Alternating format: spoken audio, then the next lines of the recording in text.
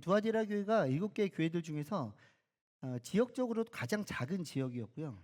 그러니까 교회의 크기에 있어서도 가장 작은 교회였습니다. 그런데도 하나님의 아들이라고 이야기를 하시는 이유는 무엇이냐면 교회의 크기와 상관이 없이 교회가 지녀야 할 중요한 영적 가치가 무엇인지를 우리에게 알려주기 위함이었습니다. 그래서 우리가 두아디라 교회를 향한 예수님의 편지를 통해서 영적 교훈을 얻을 수가 있게 될 것입니다. 그러면 우리가 어떤 영적 교훈을 얻을 수 있을까요? 첫 번째는요, 우리의 정체성입니다. 그리스도인은 사랑, 신실함, 봉사, 인내의 삶을 살아야 된다라고 성경은 우리들에게 알려주고 있습니다. 요한계시록 2장 19절 말씀을 함께 읽도록 하겠습니다. 나는 내 행위들과 사랑과 믿음과 봉사와 내 인내를 알고 너의 처음 행위들보다 더 낫다는 것을 안다. 7개 교회 똑같은데요. 먼저 하나님 예수 그리스도를 소개하고 그다음에 칭찬을 엄청 짧게 하십니다. 대부분이 그래요. 그리고 그 뒤에 이야기로 넘어가게 되는데요. 어떤 칭찬을 하셨냐면 그들의 행위에 대해서 칭찬을 하십니다. 근데 그 행위가 4가지로 드러나요. 첫 번째는 사랑, 그리고 우리 성경에는 믿음이라고 번역되어 있는데 이 믿음은 엄밀히 말하면 약간 신실함, 같은 단어입니다. 그래서 신실함으로 번역이 될 수 있을 것 같고요. 그 다음에 봉사, 그리고 인내. 요 4가지 단어가 오늘 우리가 반드시 꼭 기억을 해야 되는 단어입니다. 방금 언급한 4개는요, 그 주로 성품과 행위에 해당이 되잖아요. 근데 상호간에 긴밀한 관계를 가지고 있습니다. 하나님을 사랑하고 타인을 사랑할 수 있는 이유는 우리의 능력 때문이 아닙니다. 우리가 갖고 있는 어떤 자원 때문이 아닙니다. 진짜 사랑할 수 있는 이유는 무엇이냐면 세상과는 다릅니다. 하나님의 사랑, 우리가 아직 죄인 되었고 우리가 아직 연약하였고 우리가 하나님의 원수 되었을 때 이미 우리를 사랑하시기로 작정하신 그 하나님의 사랑, 그리고 하나님의 사랑을 나타내시기 위해서 우리를 구원하시기로 작정하셔서 예수 그리스도를 이 땅에 보내주셨고, 예수님은 하나님께 순종하여서 십자가에 달리신 그 신실함, 우리가 이것을 믿고 알기에 우리는 다른 사람을 사랑할 수가 있는 것이죠. 그래서 이 사랑과 이 신실함의 결과로 이 4가지 중에 2가지인 봉사와 인내가 우리 삶 가운데 드러날 수가 있다라는 것입니다. 예를 들면 이런 거죠. 제가 아내를 사랑합니다. 많이 사랑합니다. 연애를 5년 했거든요. 같은 교회에서 만나가지고 동갑으로 만났는데 그때도 사랑했고 지금도 사랑합니다.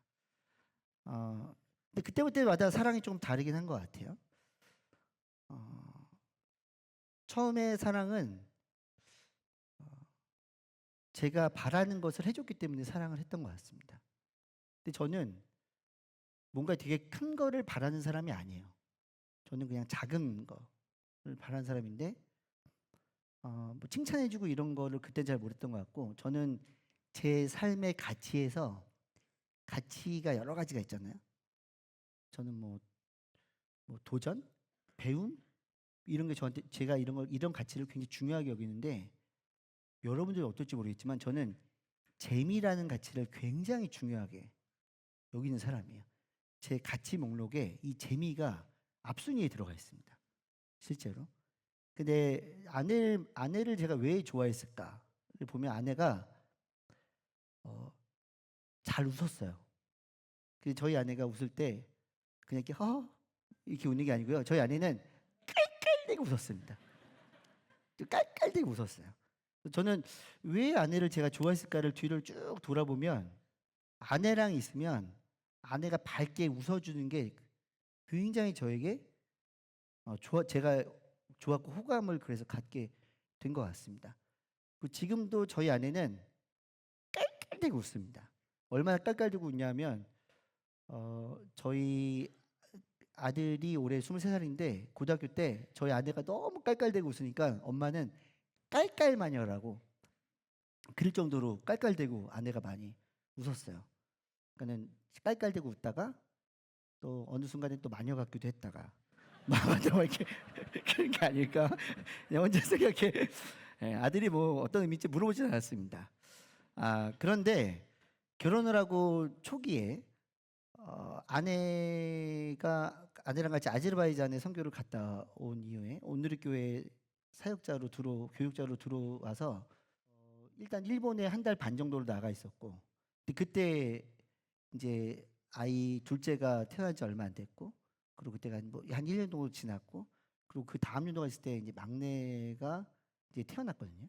그러니까 저희가 셋입니다. 그러니까 아내가 너무 힘든데 제가 집에를 들어가서 아이를 돌보는 시간이 턱없이 부족한 거예요.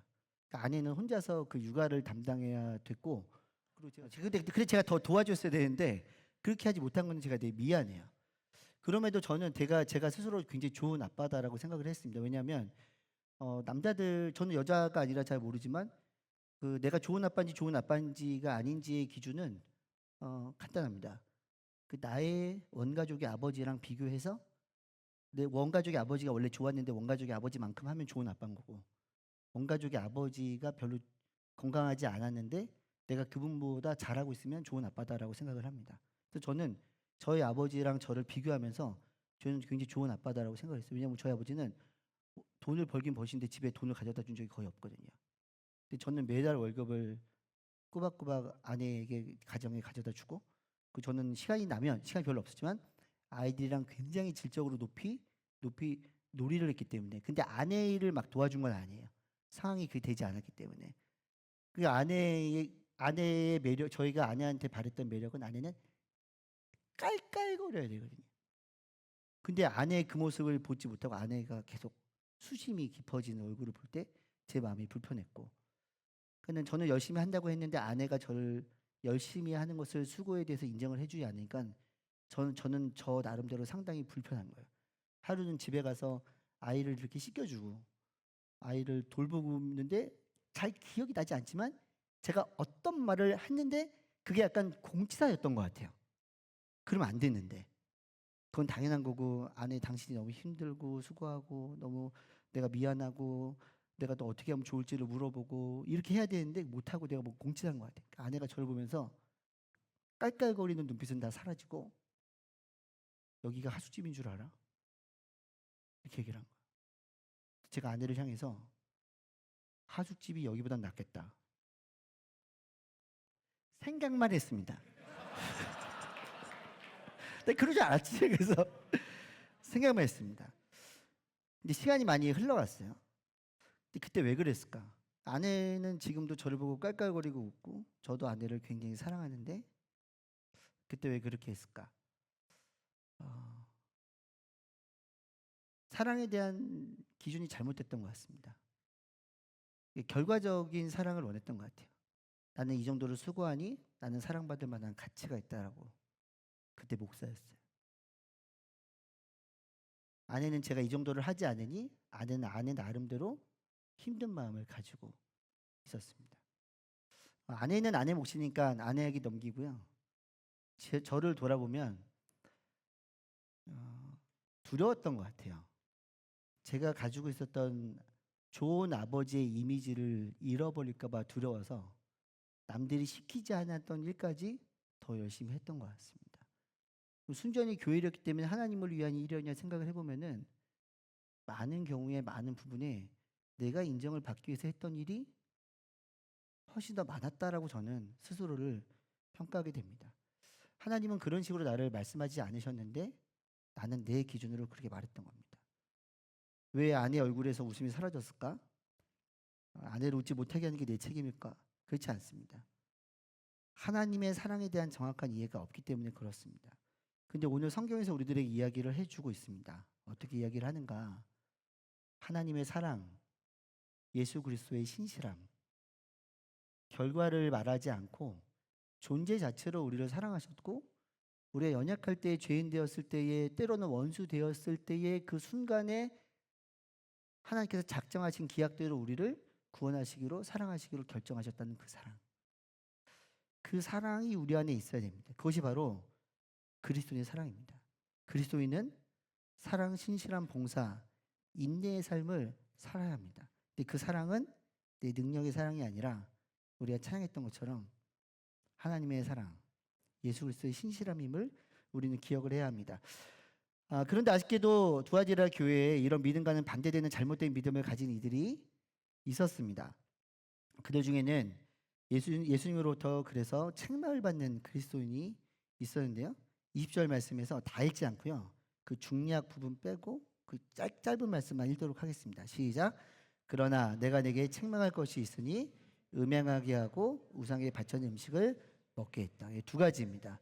첫 번째는 음행이고 두 번째는 우상의 제물을 먹는 것입니다. 요한계시록 시대에 교회의 가장 큰 어려움은 어린 양을 따르지 못하도록 방해하는 바벨론이 있었다는 것입니다. 여기서부터는 잠깐 담임 위임 목사님의 설교를 제 내용을 제가 가져오도록 하겠습니다.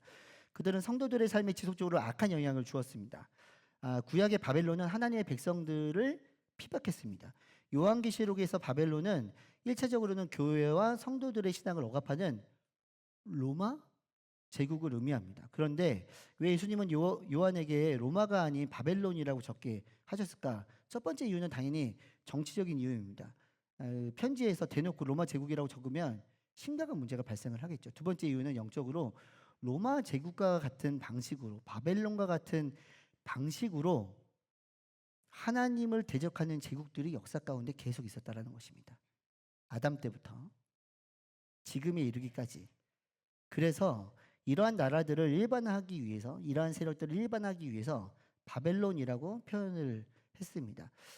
본문의 역사적인 상황을 은유를 통해서 표현하므로 본문은 모든 시대에 적용할 수 있도록 말씀을 하신 것입니다.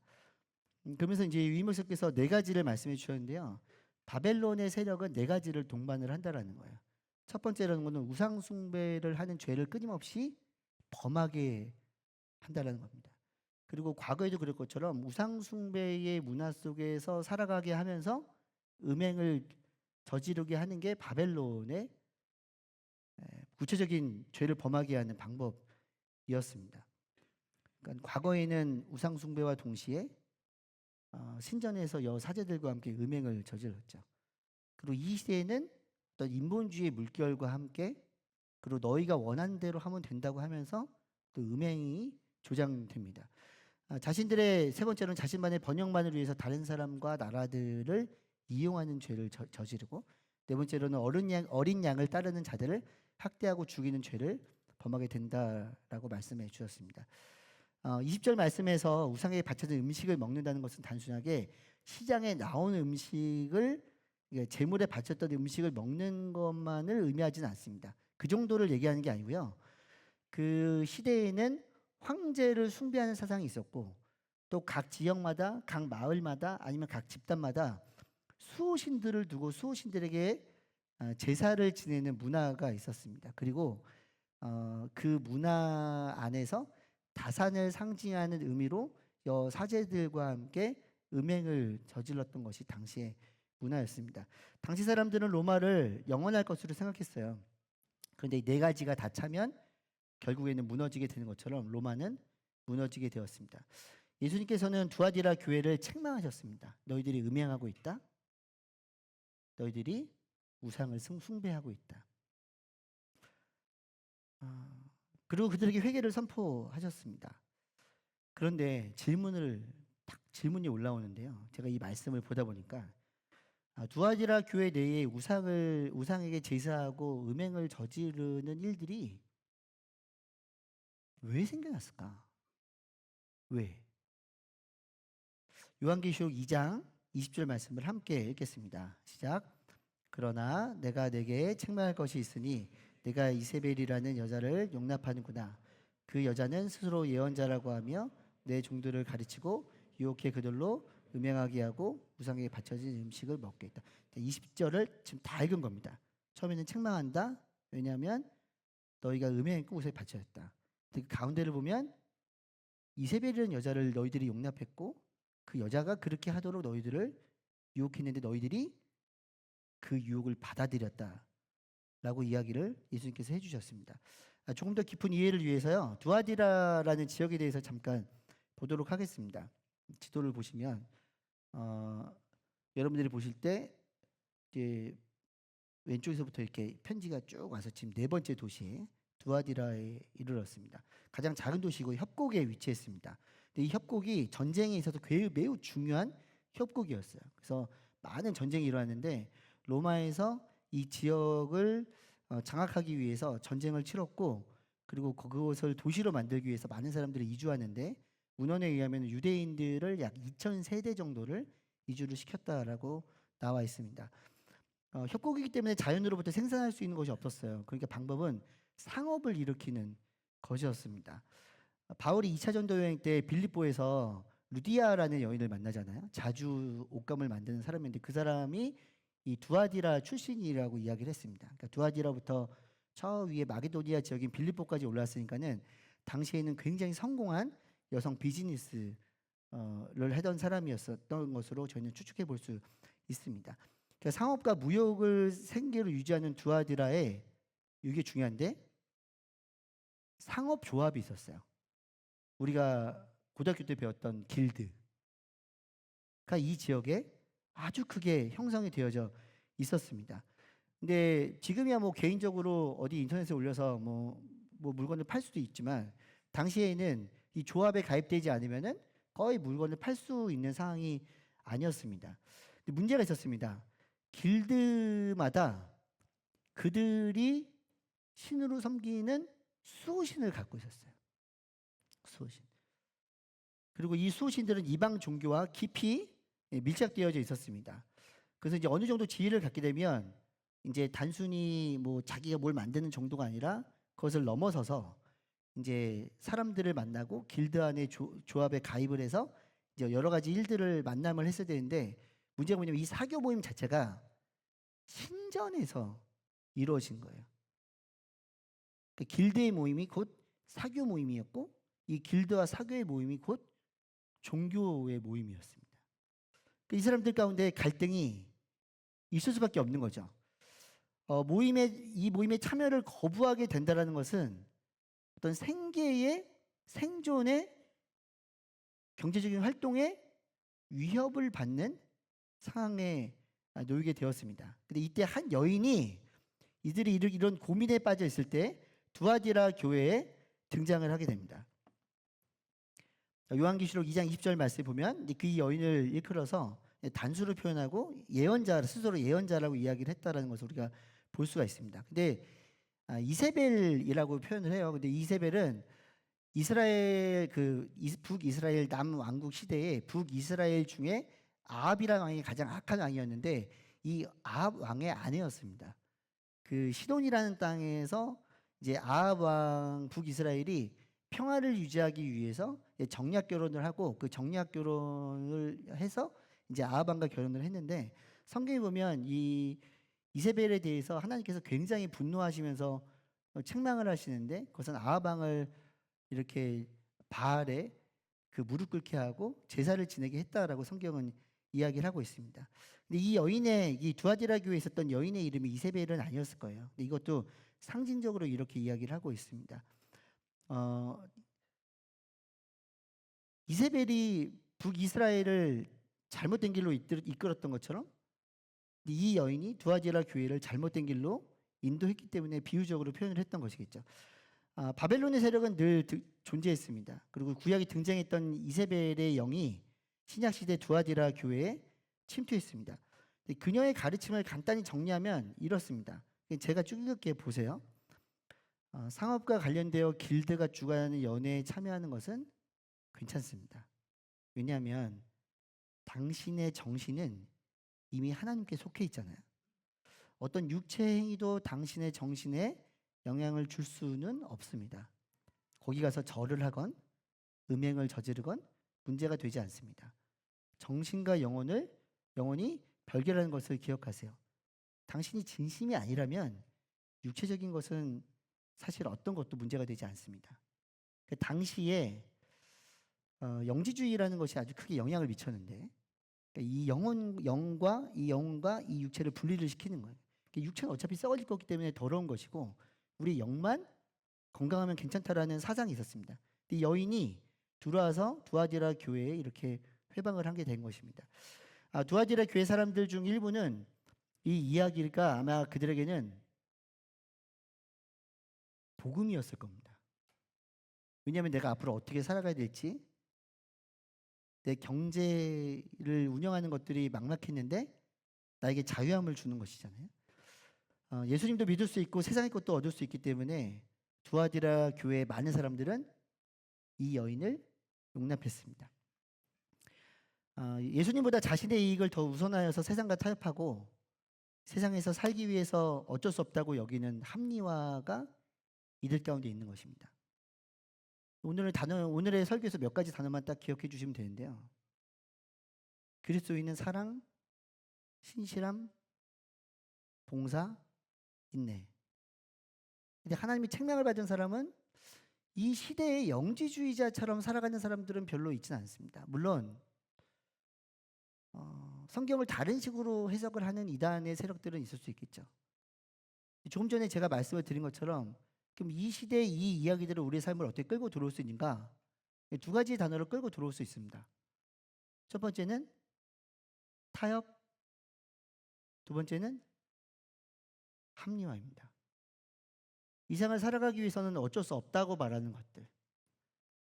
다른 믿는 사람들도 다 그렇기 때문에 나도 그 정도쯤은 괜찮다고 생각하는 것들. 그래서 내가 세상과 타협하고 나의 이익을 위해 하나님을 우선 두지 않고 나의 이익을 우선 두는 것. 여러분들 삶에도 그런 일이 있습니까? 저에게는 이런 이단 세상이 있지는 않는 것 같습니다. 그런데 내 마음의 자리에 사랑, 신실함, 봉사, 인내와 어떤 내 위치에서 어떤 나의 이익을 위해서 나의 편안함을 위해서 그냥 타협하고 그냥 합리화하고 살아가는 것들이 있는가 생각을 해보게 된다면 자유하다고 말하는 것은 저에게는 좀 어려운 일인 것 같습니다. 저희 삶과 여러분들의 삶이 굉장히 큰 차이가 있기 때문에 제가 여러분들이 어떻게 살아가고 있는지 모르기 때문에 함부로 할 수가 없습니다. 근데 내가 나의 이익 때문에 하나님을 뒤로 하면서 어쩔 수 없다라고 합리화하고 세상과 타협하고 있는 것들이 있는지를 돌아보는 게 오늘의 설교의 오늘의 말씀의 핵심입니다. 그런데 예수님께서는 그들에게 책망하셨습니다. 그것이 우상 숭배다라고 이야기를 하고 있습니다. 안타깝게도 그녀와 그녀를 따르는 이들에게 회개의 기회가 있었습니다. 그거는 예수님께서 직접 기회를 주셨고 말씀을 해 주셨던 거예요. 요한계시록 21장 말씀을요. 뒤에 거 제가 그거를 원어를 그대로 좀 해석을 해보려고 좀 늘려본 게 있거든요.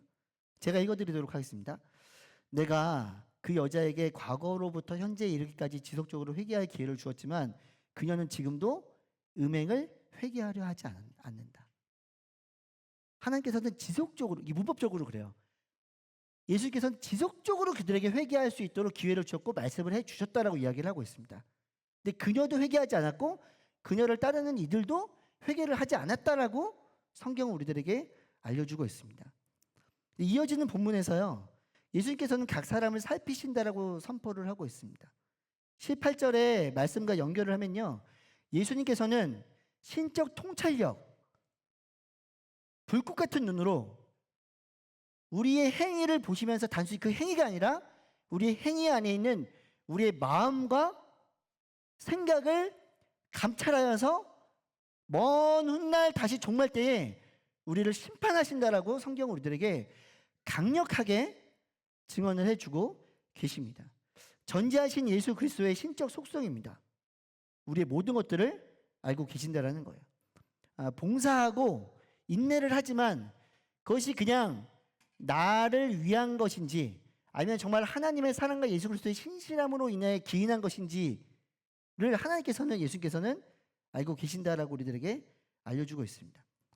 설교를 맞춰가고 있어요. 그럼 우리는 어떻게 되느냐? 그리스도인들이 온전한 믿음의 삶을 살 때 두 가지 선물을 받게 된다라고 성경은 우리들에게 알려주고 있습니다. 요한계시록 2장 24절과 25절 두 절 말씀을 함께 읽도록 하겠습니다. 시작. 그러나 나는 이러한 가르침을 받지 않고 소위 사탄의 깊은 것들을 알지 못하는 두아디라에 있는 너희 남은 사람들에게 말한다. 나는 너희에게 다른 아무 짐도 지우지 않을 것이다. 다만 너희는 너희가 가지고 있는 것을 내가 갈 때까지 굳게 붙잡으라. 위의 말씀 그대로 잠깐 띄워두시면요. 24절 말씀입니다. 24절 말씀 보면 이러한 가르침이라는 단어가 있고 사단의 깊은 것이라는 것이 표현이 있습니다.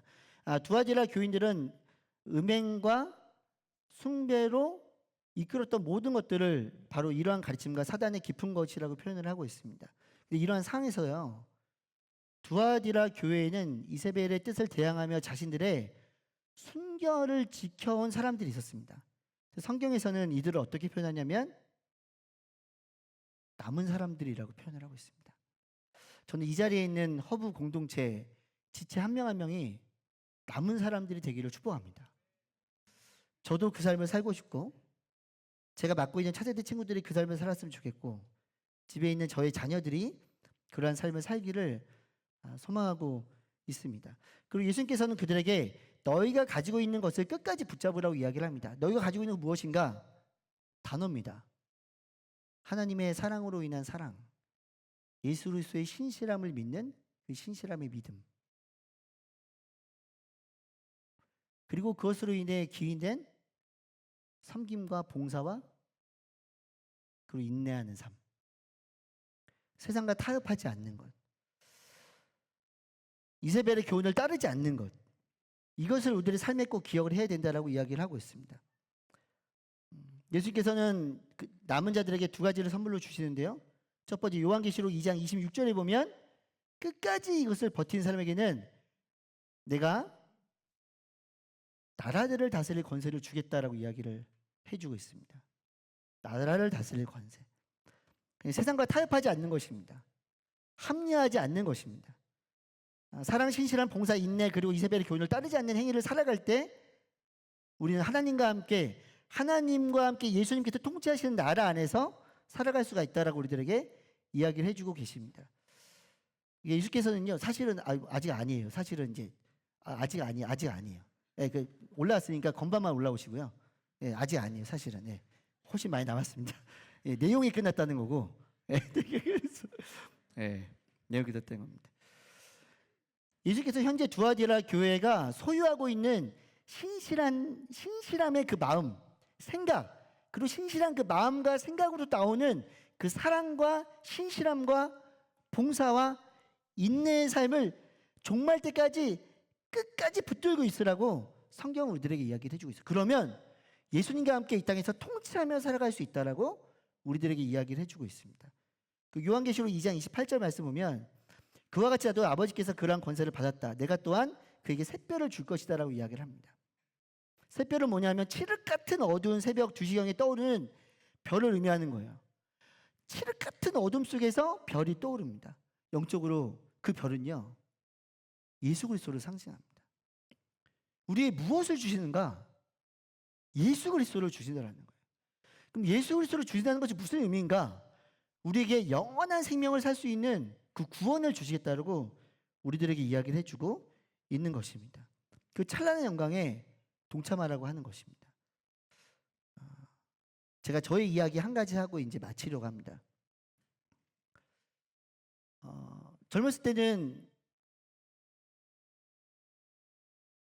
그 눈에 들어오는 음란함과 싸우느라고 되게 많이 애를 썼습니다. 엄청 애를 많이 썼습니다. 제가 은혜를 받고 나서 눈에 들어오는 수많은 자극들을 피하기 위해서 하나님 제가 제 눈에 자극이 들어오면 제가 그 자리를 피하게 해주십시오라고 기도하면서 굉장히 오랜 기간 동안 살았습니다.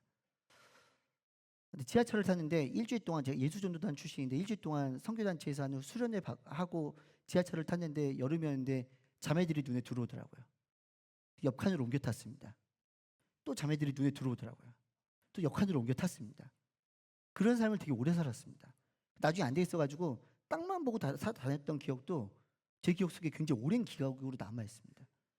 근데 제가 그 젊었을 때는 지금처럼 그 음란한 것들이 이렇게 쉽게 다가오지는 않았거든요. 지금 뭐 인터넷을 켜면은 뭐 수시로 날라 들어오는 것들을 그냥 눈앞에서 직면을 하는 거, 이 시대를 여러분 살아가야 됩니다. 살아가야 됩니다. 이 시대가 그런데 어쩔 수 없지라고 타협하면 안 된다라고 성경에서 우리들에게 알려주고 있는 겁니다. 그리고 제가 목사가 되고 그다음에 아내와의 관계를 보면서 나의 삶을 돌아보며 어떻게 하면 진정한 삶을 살아갈까 굉장히 고민을 많이 했는데 방법이 하나밖에 없더라고요. 이건 그냥 제가 사용하는 방법이에요. 오늘의 이야기를 통해서 제가 세상과 타협하지 않는 저의 방법을 그냥 이야기를 하는 거예요. 한 2014년, 2015년도부터 매년 11월 달이 되면 그 다음 연도를 위한 제가 계획표를 만듭니다. 그 계획표를 보여드리면 그 계획표는 다음과 같습니다. 표 하나 띄워주실래요? 이게 제 계획표예요. 1년의 계획표. 이거는 뭐 여기저기 그냥 자기 개발서 보고 제가 하나님과 어떻게 하면 좋은 관계를 맺고 제가 주변에 있는 사람들과 좋은 관계를 맺을까 제가 고민하면서 그냥 제가 만들었고 한 겁니다. 그러니까 왜 이렇게 만들었냐 저한테 뭐라고 하지 마십시오. 그냥 제가 만든 거예요. 맨 왼쪽으로는 잘 안 보이겠지만 영혼육 있고요. 혼에 있는 지정의가 있습니다. 내외적 역할을 보면 저 위에 보면 가치라고 보이죠? 제 가치에서 되게 매년마다 가치가 바뀌긴 하는데 전문성, 창조성, 공유, 기여, 재미가 5번째예요. 전 재미가 되게 중요한 사람입니다. 내외적인 역할을 보면 하나님과의 관계, 뭐 성실한 남편, 멋진 아빠, 뭐 이렇게 되어져 있습니다. 근데 이거 다른 거 다 필요 없고요. 이거 하나만 보시면 될 것 같아요. 제가 하나님의 뜻대로 살아가려고 하는데 잘 안 되더라고요. 예를 들면 이런 건데요. 제가 굉장히 친한 저의 동료 목회자 분이 한 분 계시는데 그분이 굉장히 빠른 분이에요. 빠른 분. 근데 그분이 저에게 어디가 뭔가 송금을 해줘야 될 일이 있어서 제가 그분에게 저의 그 계좌번호를 보내줬는데 송금이 안 된다라는 거예요. 근데 저는 어떤 이슈가 생기면 판단 이런 걸 되게 빨리 하고 평가 이런 걸 되게 좀 빨리 하는 편인데 근데 그 사람이 너무 빠르게 해서 덤벙대다가 돈을 송금하지 못했나 보다라고 해서 다시 계좌번호를 보내줬습니다. 근데 또 송금이 안 된다라는 거예요. 근데 그 사람을 판단하면서 사람이 저렇게 덤벙대서 어떻게 사역을 하나 이런 생각으로 끊임없이 그 사람을 스스로 마음속으로 입 밖으로 꺼내지 않지만 비난하고 있는 저를 보다가 안 되겠다 싶어가지고 제가 은행을 가봤더니 너무 오랫동안 제가 통장을 사용하지 않아서 계좌 이체가 안 됐다라는 저의 잘못이었던 거예요. 근데 그 당시에 이런 일이 저 스스로에게 너무 비일비재했습니다. 그래서 안 되겠다. 어떻게 될까? 제가 첫 번째 사용했던 방법은 하루에 몇 번 알람을 맞춰놓고 알람이 울릴 때마다 나의 모든 이 죄악된 나의 생각들이 다 내려놔지고 좀 예수님이 내 안에 들어왔으면 좋겠다라는 생각을 갖고 있었어요. 제가 아주 오래전에 한 5, 6년 전에 제가 중고등부에 파웨이브에서는 이 내용을 한번 이야기를 했었을 건데 그때부터 지금까지 제가 계속 하고 있는 거라 말씀을 드립니다. 근데 그렇게도 자꾸 순간순간 제가 놓치더라고요. 그래서 제가 그 당시에 이제 읽었던 책 중에 하나가 습관의 힘이라는 건데 일부러 나를 불편하게 하는 습관을 만들어서 그때마다 나에게 어떤 자극을 줘서 내가 중요한 가치로 여기는 것들을 자꾸 떠올리게 하라고 습관의 힘이라는 책에서 이야기를 하더라고요. 그래서 제가 그때 만든 규칙이 뭐냐면 모든 발을 걸을 때 왼발부터 걷기 시작한 거예요. 왼발. 걸음을 걸을 때 왼발부터. 사실 요즘은 그 정도는 아니고요. 계단을 올라갈 때 왼발로 걸어서 올라갑니다. 먼저. 저를 일부러 불편하게 하려고. 그 왼발로 저를 굉장히 불편하게 하면서 제가 했던 게 뭐냐면 그 불편하던 순간 나에게 자극을 준 순간 제가 예수님을 마음속으로 생각하고 잠깐 멈추는 거예요. 왜냐하면 평소에 제가 편한 대로 살아두면 내가 편한 대로 살아가다 보기 때문에 예수님이 생각을 잘 안 하거든요. 일부러 불편하게 하는 거예요. 그래서 아주 의도적으로. 그래서 침대에서 자고 일어날 때 자기 전에 기도해. 하나님 제가 내일 침대에서 내려올 때 왼발부터 내려오게 해주세요. 왼발부터. 그래서 일부러 내려올 때 왼발부터 내려와요. 그리고 침대에서 첫 발을 디디며 내려올 때 예수님을 생각을 하는 거예요.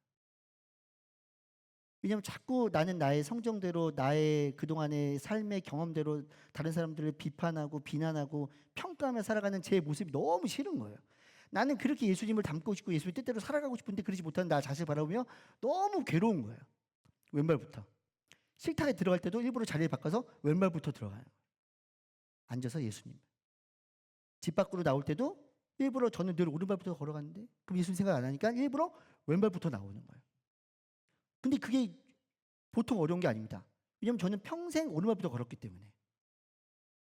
그래서 오른발부터 걸어서 어느 순간 걸어가다가 갑자기 생각이 나면 발을 바꿔요. 그리고 잠깐 서서 예수님을 생각을 하고, 계단에 올라갈 때도 예수님을 생각을 하고, 저를 끊임없이 그렇게 기경을 하면서 세상과 타협하지 않고 합리화하지 않고 어떻게든 예수님과 함께 예수님의 마음에 나를 맞추며 살아가려고 끊임없이 노력을 했어요. 근데 이게 쉬운 일이 아닙니다. 쉬운 일이 아니에요. 하루는 양지에 있는 선교사님들, 그 장기 선교사님들 훈련받는 곳에 가서 제가 뭔가 강의를 하고, 그리고 그날 오후에 또 그 설교를 하고 제가 서빙고로 돌아왔어요. 굉장히 제가 은혜가 충만한 상태였어요. 이 양재보다 서빙고가 바람이 많이 불거든요. 근데 제가 차에서 내릴 때, 운전석에서 내리면서 진짜 왼발을 디디면서 예수님, 그때 모든 지금 이제 계단을 올라갈 때만 왼발부터 올라가요. 지금은. 그때는 모든 순간 다 왼발부터 내려왔기 때문에 문을 탁 열면서 예수님 하면서 탁 내려오는데, 바람이 확 부는데 이 바람이 너무 세게 불어서 무슨 내 문이 자동문처럼 열리는. 근데 문제가 뭐냐면 그 옆에 차가 있었어요. 차가. 문콕이 아니라 문빡. 근데 조금 전에 제가 예수님 문빡. 근데 엄청 세게 한 건 아니고요. 근데 차가 긁힐 정도로 됐습니다. 되게 놀라운 장면은, 제가 고개를 들어서 본 사람이 있는지 없는지를 봐요. 예수님 문빡. 누가 본 사람이 있는지 없는지를 봐요. 왜냐하면 일상에서 누가 보지 않으면 문콕이나 문이 좀 긁힌 다음에 그냥 가는 게 남들도 다 그렇게 살아가는 타협이고 합리적인 거예요. 합리화시키는 거예요. 그런 일들이, 저는 차로 이야기하는 거지만 우리 삶에 그런 일들은 종종 일어납니다. 그리스도인 우리들에게도 그런 일은 종종 일어납니다. 누구에게 한마디 툭 던지고 뭐 어떻게 되겠지 하고 그냥 지나가 버리는 일들일 수 있고, 내가 성실하게 해야 되는 일들을 어쩔 수 없지 뭐 하고 그냥 지나가 버리는 일일 수도 있어요. 그 마음과 생각은 우리가 먼저 알고, 그리고 하나님이 당연히 불과 같은 눈으로 우리를 감찰하시는 거죠. 근데 예수님을 외쳤잖아요. 안 되겠다. 평소 같으면 그냥 갔을 수도 있어요. 근데 문을 닫고 우리 성도님이 차니까 딱 봤어요. 그 전화를 걸으려고 차에 갔습니다. 근데 번호가 없는 거예요. 나는 전화를 하려고 했는데, 내가 전화를 하려고 갔는데, 전화기를 들고 갔는데 번호가 없는 거예요. 어쩔 수 없죠. 내가 전화를 하려고 했는데 어쩔 수가 없네. 그 뒤를 돌아서 걸으려고 하는데 왼발부터 걸어야 되는데 일부러 오른발부터 걷는 거예요. 예수님 생각을 안 하고 싶은 마음에. 근데 마음이 불편한 거예요. 걸을 때마다, 왼발로 걸을 때마다 예수님이 생각이 나는 거예요. 원래 걷기 시작할 때 예수님을 생각하는 거거든요. 한 걸음 한 걸음 걸을 때마다 예수님이 생각이 나는 거예요. 책상에 앉아가지고 편지를 썼습니다. 성도님, 제가 이래이래해서 제가 이렇게 했습니다. 저에게 연락을 주시면 제가 바로 연락을 드리도록 하겠습니다. 010-8568-4730 적어가지고 그 차로 걸어가는 발걸음이 그렇게 무겁진 않았습니다. 근데 속에 두 가지 마음이 있는 거예요. 차가 있으면 좋겠다. 근데 없어도 좋을 것 같다. 두 가지 마음이 왔다 갔다 하면서 최선에서 있으면 좋겠는데 없어도 좋을 것 같다. 뭐 어쩔 수 없지 뭐 이러면서 걸어갔어요. 그 차가 있었습니다. 그리고 바람이 많이 불어가지고 준비해간 스카치 테이프 와이퍼에 끼고 스카치 테이프로 딱 붙여가지고 딱 하고 뒤를 돌아서 왼발로 디디면서 예수님을 생각하는데 머리끝부터 발끝까지 전해지는 짜릿한 평안함이 제 심장을 쿵쿵쿵 두들기더라고요. 여러분들의 삶과 저의 삶에 굉장히 큰 차이가 있기 때문에 여러분들이 타협을 하며 살아가고 여러분들이 합리하며 살아가는 것이 무엇인지는 잘 모르겠습니다. 그럼 지금 저의 삶이 어떠냐 물어보면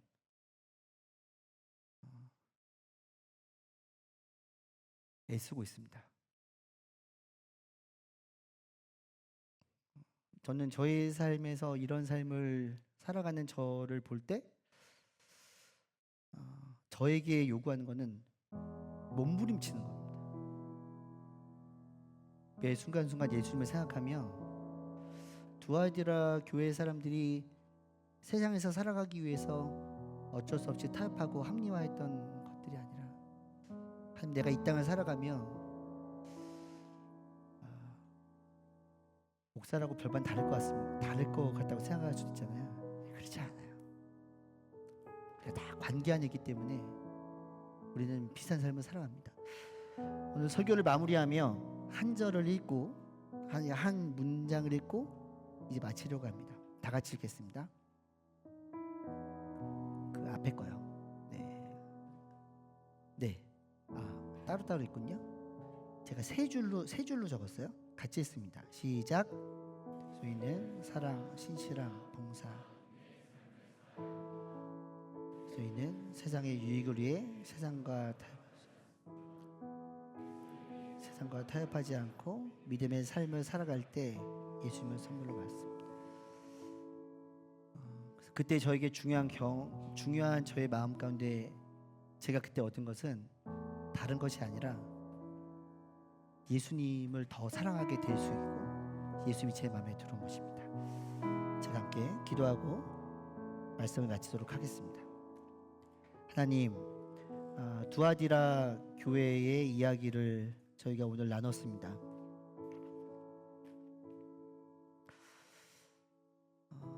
그들의 삶을 보면 하나님을 온전히 예배하는 사랑, 신실함, 봉사, 인내의 삶을 살았습니다. 멋진 삶이었습니다. 그러나 그들의 생존의 문제, 그들이 하고 있는 생계의 문제, 경제 문제 앞에서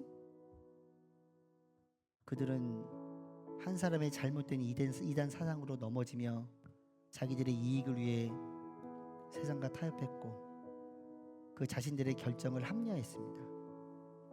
하나님, 우리들의 삶을 돌아보며 그런 이세벨의 영을 거부하고 이세벨의 영을 뿌리치고 하나님의 마음으로 예수 그리스도를 선택하고 예수 그리스도를 선물로 받는 우리 모든 인생 될 수 있도록 인도하여 주시옵소서. 예수님의 이름으로 기도드렸습니다. 아멘.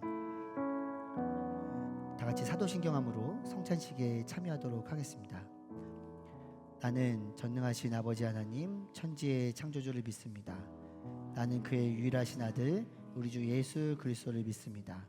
그는 성령으로 잉태되어 동정녀 마리아에게서 나시고 본디오 빌라도에게 고난을 받아 십자가에 못 박혀 죽으시고 장사된 지 사흘 만에 죽은 자 가운데서 다시 살아나셨으며 하늘에 오르시어 전능하신 아버지 하나님 우편에 앉아 계시다가 거기로부터 살아있는 자와 죽은 자를 심판하러 오십니다. 나는 성령을 믿으며 거룩한 공교회와 성도의 교제와 죄를 용서받는 것과 몸의 부활과 영생을 믿습니다. 아멘. 함께 찬양함으로 우리 빵을 나누도록 하겠습니다.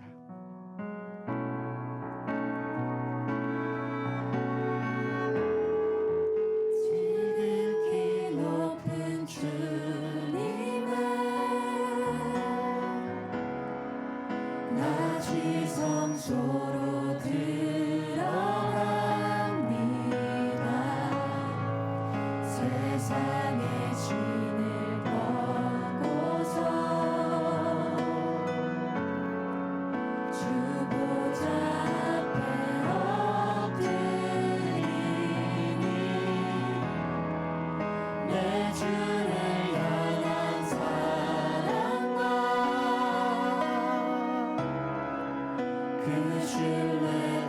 사그러져 갈 때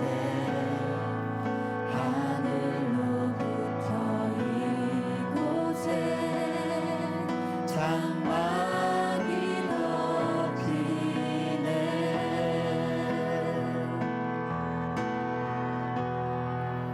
이곳을 덮으소서. 이곳을 비추소서. 내 안에 무너졌던 모든 소망 다 회복하리니.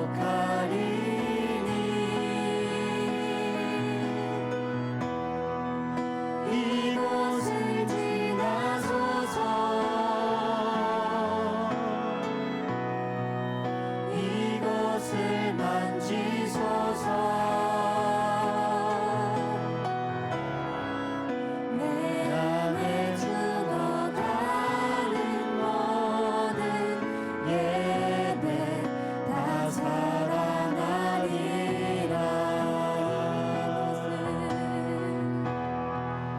이곳을 덮으소서. 이곳을 비추소서. 내 안에 무너졌던 모든 소망 다 회복하리니.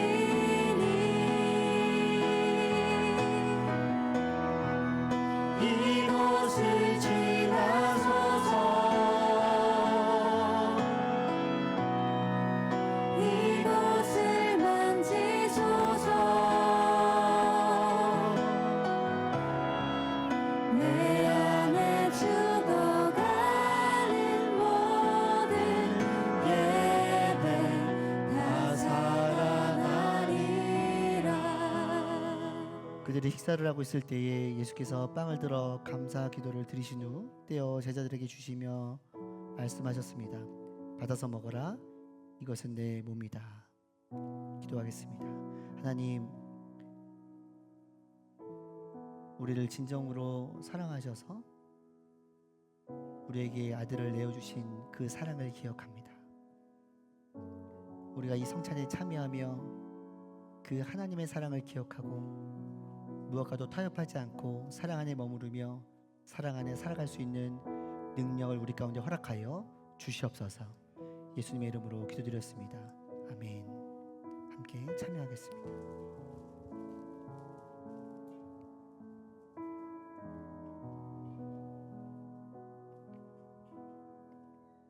함께 찬양하며 잔을 받도록 하겠습니다.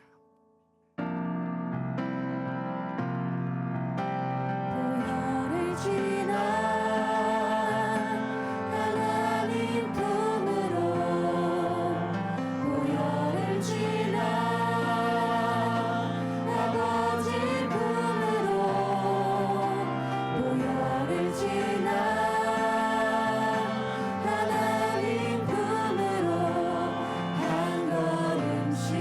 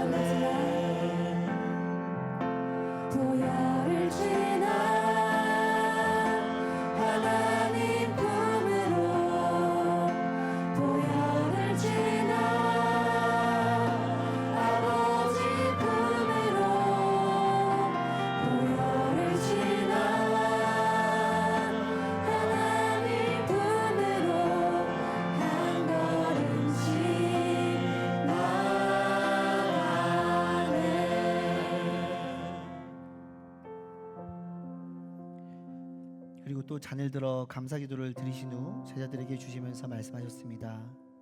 너희 모두 이것을 마시라. 이것은 죄의 사함을 위한 많은 사람들을 위해 흘리는 내 피, 곧 언약의 피다. 하나님, 죄인이라 죽을 수밖에 없는 저희를 위해서 이 땅에 오셔서 십자가를 지시고 피를 흘리신 그 신실한 예수 그리스도를 기억합니다. 그 예수 그리스도의 보혈에 힘입어 나의 죄악들을 십자가 앞에 내려놓으며 하나님, 내가 또 이전과 같지 않고 예수 그리스도를 바라보며 예수님을 따라가는 삶을 살 수 있도록 새로운 힘과 담력을 허락하여 주시옵소서.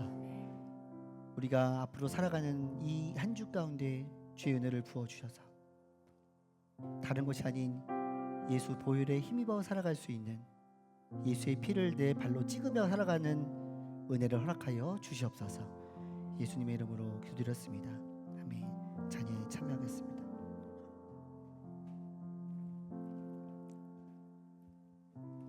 이 시간에 저희가 두 가지의 기도를 하고 이제 예배를 마무리하도록 하겠습니다.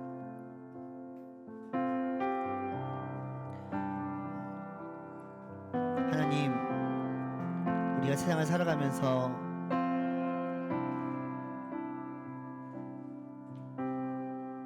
어쩔 수 없기 때문에 타협하고 어쩔 수 없기 때문에 합리화하는 나의 모든 인간된 욕망들을 십자가에 내려놓기를 소망합니다. 온전히 하나님을 바라보는 인생 되게 하여 주시옵소서. 이 시간에 크게 기도하지 않으셔도 됩니다. 나의 삶을 돌아보며 내가 타협했고 내가 합리화했던 것들을 십자가에 내려놓으며 함께 예수 그리스도 앞에 우리가 기도하며 나가도록 하겠습니다. 하나님, 그렇습니다.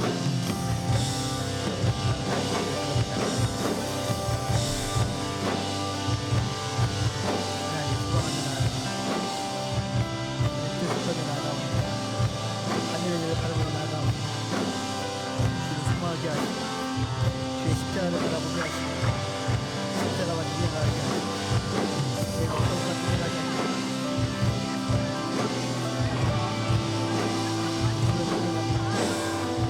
하나님 말고 인간 나라는 일과 함께 인생의 속에 도와주시고 역사하여 주의 말씀을 바라보며 주를 소망하며 주의 뜻을 거듭나가는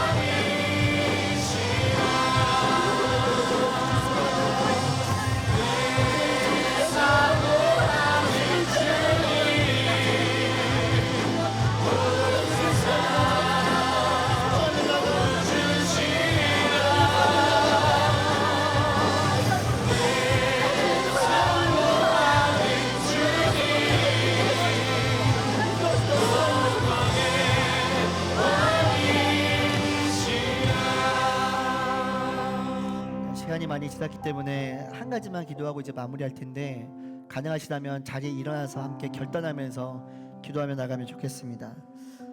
하나님, 우리가 매 삶의 순간에 예수님을 기억하며 매 삶의 순간에 하나님의 사랑을 기억하며 매 삶의 순간에 예수 그리스도의 십자가의 신실함을 기억하는 우리 모두가 될 수 있도록 주여 인도하여 주시옵소서. 하나님, 그렇게 하기 위해서 우리가 결단하며 나아가는 것은 하나님, 내 삶의 순간에 나의 욕망과 나의 생각과 세상의 흐름이 아니라 예수를 바라보며 예수의 뜻을 구하며 하나님을 생각하며 나아가는 우리 모두가 될 수 있도록 주여 역사하여 주시옵소서. 그날 삶의 살기로 다짐하며 결단하며 주여 세월치고 함께 기도합니다. 주여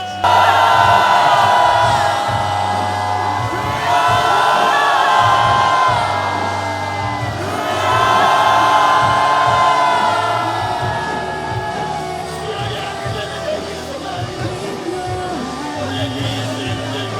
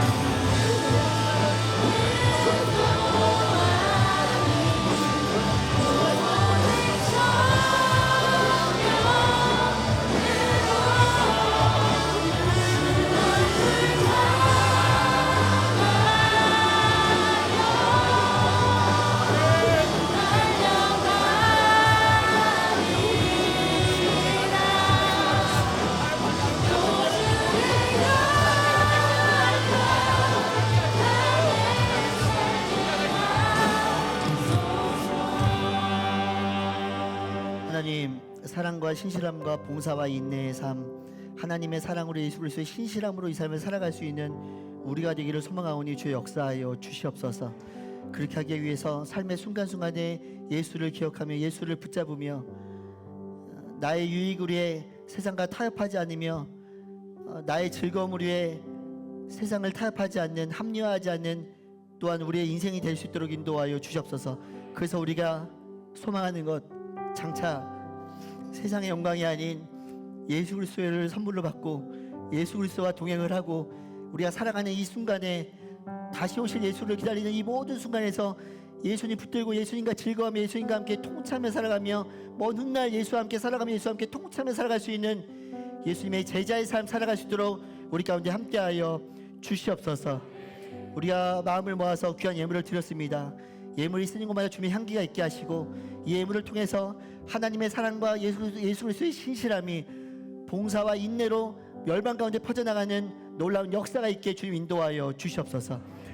이제는 우리 주 예수 그리스도의 은혜와 하나님 우리 아버지의 사랑하심과 성령님의 늘 함께하심 교통하심의 역사가 하나님의 자녀로 예수 그리스도의 제자로 이 땅 가운데 살아가며 진정한 그리스도인으로 세상과 타협하지 아니하고 하나님의 사랑, 예수 그리스도의 신실함 가운데 봉사하며 인내하며 살기로 다짐하는 살아가는 허브공동체 모든 지체들과 그들의 학업과 그들의 직장과 그들의 미래와 그들의 비전과 그리고 하나님의 사랑과 하나님의 예수 그리스도의 신실함에 머물러야 할 우리의 조국 대한민국 가운데 이제로 영원토록 함께 하시기를 간절히 축원하옵나이다. 아멘.